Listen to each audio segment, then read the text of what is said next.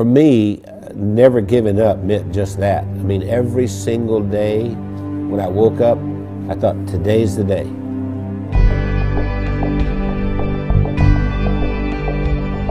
I was the second son in a sharecropper's family, and a sharecropper means that you don't own anything. I mean, you work for someone else who was a landowner. We had practically nothing. Everything was hand-me-downs from someone else. I didn't have shoes, and to this day my toes are all grown under because I didn't have shoes. I remember I had this encounter with my mother, and I said, you know, tell me you love me, and she didn't do it. And so I went down and I sat on this creek bank, and I thought, you know what? I don't care if anybody loves me, I love me.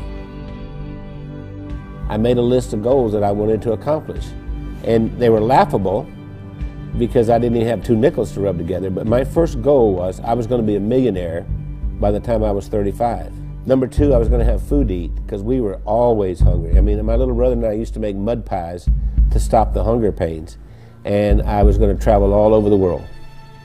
Those were my goals.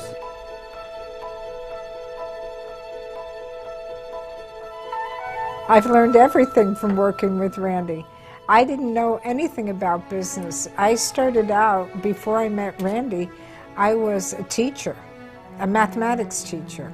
Well, I think we have a very good balance. Randy's really good in sales and telling the story and explaining why people need to have whatever it is that he's selling.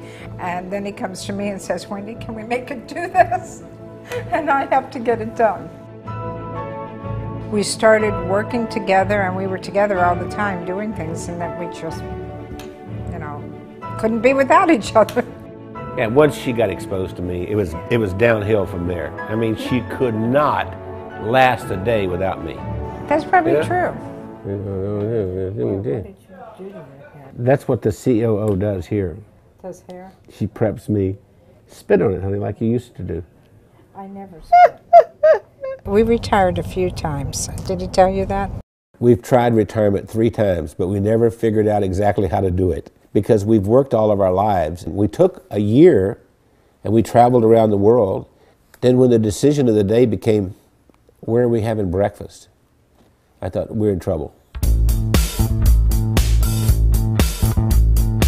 If I were giving you advice and you were meeting Wendy for the first time, I would tell you, don't get your feelings hurt if she uses her phone while she's meeting with you.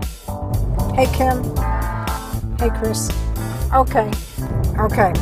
I'll see you in the morning. All right. Bye. Bye-bye. I kind of feel like a triage nurse at a hospital. And every week I go in and I reprioritize. No, I'm not approving that. I think what drives Wendy is her desire to be the best and provide the best of service to everyone. Awakened at 2:30 in the morning, and I hear this little click, click, click, click, click, click, click, click. And it's Wendy over there looking something up at 2:30 in the morning. And I'll say, why aren't you sleeping? You can do that tomorrow morning. We are the definition of entrepreneurs. And we don't like doing one thing at a time. We have to do a lot of things at the same time. It's not just Randy and Wendy doing all this work.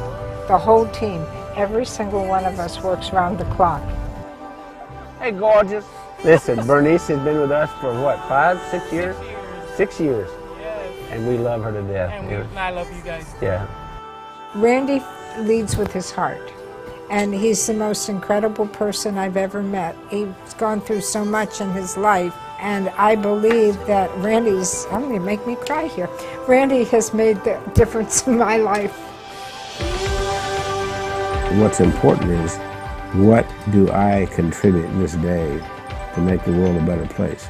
I know that sounds corny, but that's really what it is. My daddy used to say, we leave here with empty pockets.